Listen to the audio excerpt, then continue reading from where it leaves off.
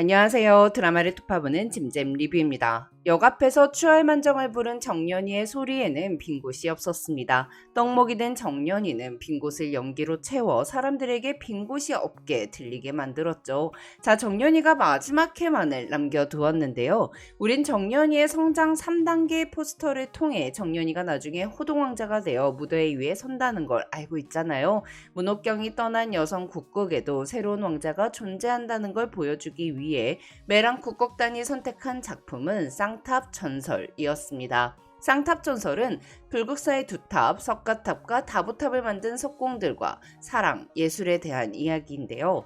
경덕왕은 불국사에 어울리는 석탑을 만들기 위해 신라석공 달비를 불렀어요. 그러나 달비는 시석탑을 완성하지 못했죠. 이에 경덕왕의 딸 미령공주는 유명한 백제석공 아사다를 데려오는데요. 화랑 건파랑의 괴롭힘에도 아사다는 묵묵히 탑을 지었고 신라석공 달비는 백제석공 아사다를 질투하지만 점점 그 천재성에 매료되죠.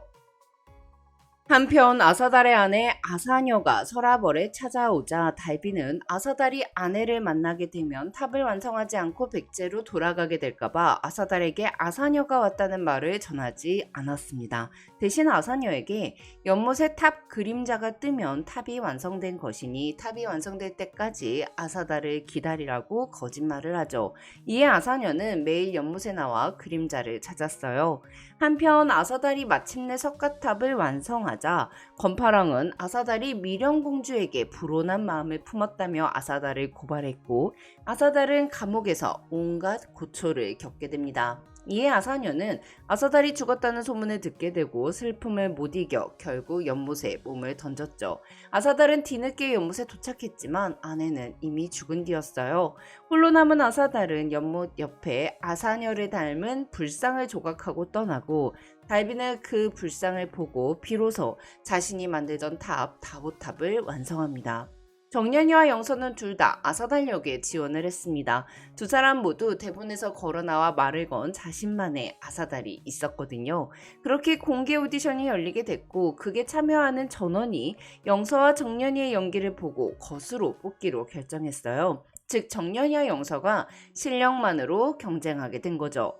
오디션 당일 국극단 앞에는 많은 사람들이 모여들었습니다. 국극을 보고 싶어도 볼 수가 없었던 국극 팬들이 오디션 소식을 듣고 구경하기 위해 몰려든 거였죠. 정연이의 추월만정을 듣고 눈물을 흘렸던 사람들도 오디션을 보러 왔고요. 이에 영서와 정연이는 여성 국극의 불씨를 되살릴 기회를 잘 살리겠다고 다짐합니다.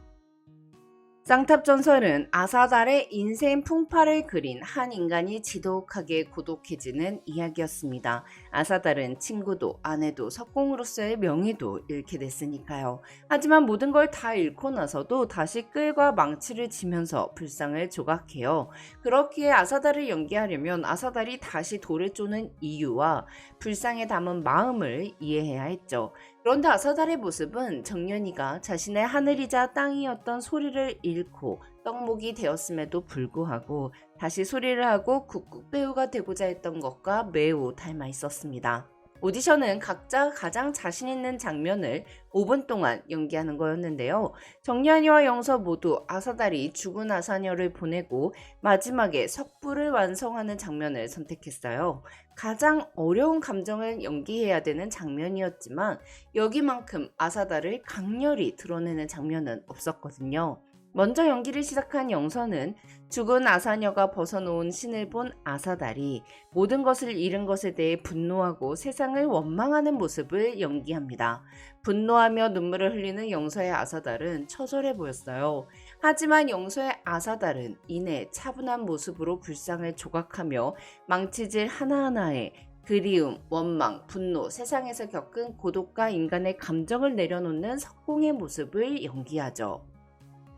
정연이의 아사달은 천년을 뛰어넘는 예술혼을 가진 고행을 견디고 깨달음을 얻은 수행자이자 예술가였습니다. 이보다 완벽한 아사달은 없다고 느껴질 정도였던 영서의 연기가 끝나자 공개 오디션을 지켜보던 모든 사람들이 박수를 쳤죠. 또한 이런 애를 들고 오디션을 보는 강소복이 참 답답하다고 말하는 사람들도 있었어요.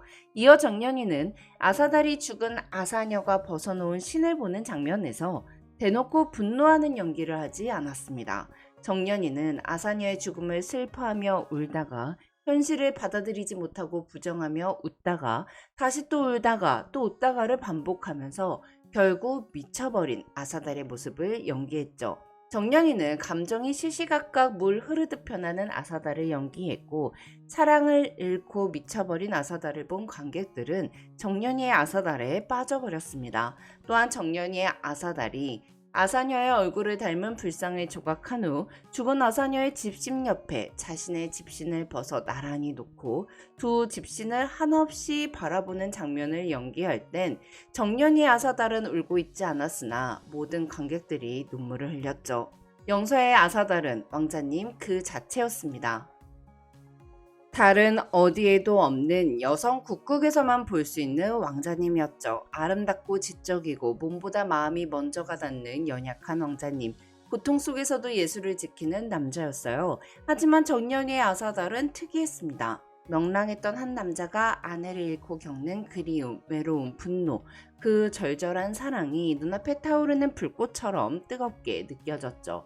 허영서가 모두의 왕자라면 윤정연은 단 한 사람을 위한 왕자였어요. 사실 누가 왕자가 되어도 이상하지 않을 정도로 두 사람 모두 훌륭한 연기를 선보였습니다. 오디션 결과 한 표 차이로 정연이가 아사달에 뽑혔고 영서는 정연이에게 박수를 쳐주죠. 실력만으로 당당히 겨뤘고 내 아사달을 사람들에게 보여줬기에 홀가분한 느낌이었거든요. 한편 주란이는 결혼을 하지 않기로 결심하고 아사녀를 연기하게 됐는데요. 원작 웹툰에서는 주란이한테 결혼 이슈가 없고 대신 문옥경을 따라 영화배우가 되기 위해 국극단을 떠났다가 돌아오거든요. 그리고 아사녀를 연기하죠.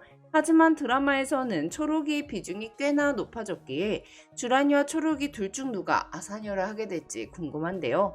정연이와 주란이가 예전에 했던 약속을 생각하면 쌍탑 전설에서 정연이가 아사달, 주란이가 아사녀를 하게 될 것 같긴 해요. 한편 영서는 가장 아름다운 석탑을 만들고 싶어 했던 예술가 달비 역을 맡아 아사달의 재능을 질투하는 동시에 아사달의 재능을 사랑하는 모습을 연기하게 됩니다. 아사달과 달비는 꼭 영서와 정연이의 관계 같았죠. 서로의 실력을 인정하는 라이벌이자 날 발전시킬 수 있는 유일한 존재였으니까요. 초연에서 쌍탑전설은 데이트를 쳤습니다. 아사녀와 아사달의 비극적인 사랑에 더해서 허영서가 연기한 달비의 애증이 굉장한 호평을 받았거든요. 쌍탑전설은 전국 순회 공연도 하고 라디오 드라마도 나오며 여성국극의 제2전성기를 알렸죠. 메란 국극단은 2년 만에 신식 건물로 이사도 했고요. 그리고 7년 후 꺼져가던 여성국극을 다시 일으킨 쌍탑전설이 다시 공연되며 정연이와 영서는 또 한 번 오디션을 통해 여성국극 왕자의 자리를 겨루게 됩니다. 근데 아마 드라마에서는 자명고가 마지막 작품으로 무대에 오르지 않을까 싶어요. 우리 정연이가 호동왕자가 되어 문옥경의 트레이드 마크였던 위에서는 한나라가 진정 태풍성대인가 이 대사하는 거 봐야죠. 또한 웹툰에서는 문옥경이 영화배우가 되겠다고 떠난 이후 작품에 등장하지 않거든요.